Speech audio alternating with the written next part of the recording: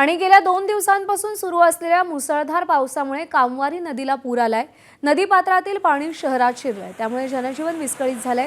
अनेक नागरिक अजूनही घरांमध्ये अडकून असून त्यांच्या तातडीच्या स्थलांतराची गरज आहे। तसंच या भागातील वीज पुरवठा देखील खंडित करण्यात आलाय। आमच्या प्रतिनिधींनी इथली परिस्थिती जाणून घेतली आहे, पाहूया।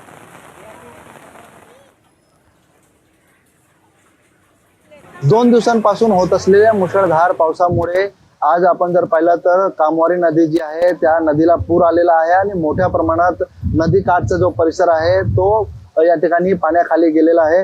नदीकाठच्या परिसरामध्ये मोठ्या प्रमाणात जो आहे तो पावसाचं पाणी जो आहे तो या ठिकाणी साठण्यास सुरुवात झालेली आहे। नदीकाठचा आपण जर परिसर पाहिला तर खाडीपारचा परिसर असेल, त्या ठिकाणी तांडेल मोहल्ला, बंदर मोहल्ला, ईदगाह रोड, तसेच म्हाडा कॉलनी या सर्व परिसरामध्ये घरांमध्ये पाणी शिरलेलं आहे। या ठिकाणी आपण जर पाहिलं तर अनेक घरं जी आहेत ते अर्ध्याहून जास्त पाण्याखाली बुडालेले, त्यामुळे जनजीवन पूर्णतः या ठिकाणी विस्कळीत झालेले आहे। अनेक जण या ठिकाणी घरामध्ये या ठिकाणी वाट पाहत आहेत, मदतीची वाट पाहत आहेत, परंतु अजूनपर्यंत यांच्यापर्यंत मदत पोहोचलेली नाहीये।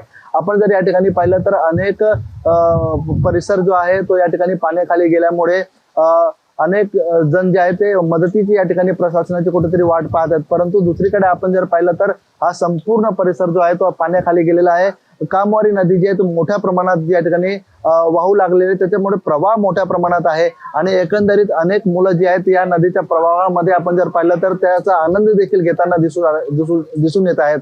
परंतु याच नदीमध्ये बुडून दोघांचा मृत्यू झाल्याची घटना आतापर्यंत घडलेली आहे, त्यामुळे प्रशासनाने नदीमध्ये पाण्यामध्ये जाऊ नये असे देखील आवाहन करण्यात आलेलं आहे। परंतु काही नागरिक जे आहेत ते या नदीमध्ये उड्या मारताना देखील आपल्याला दिसू लागलेले आहेत। परंतु नदीकाठचा जो संपूर्ण परिसर आहे तो पाण्याखाली गेलेला आहे। याआधी प्रशासनाने नदीकाठच्या परिसरात सतर्कतेचा इशारा दिलेला होता, परंतु अनेक नागरिकांनी आपलं घर सोडण्यास या ठिकाणी सोडलेला नव्हता, त्यामुळे अनेक नागरिक जे आहेत ते घरामध्ये अजूनही वास्तव्यास आहेत। त्यामुळे लवकरात लवकर या नागरिकांना स्थलांतरित करण्यात यावं अशी देखील मागणी करण्यात येते आहे। अनिल वर्मा, एबीपी माझा, भिवंडी।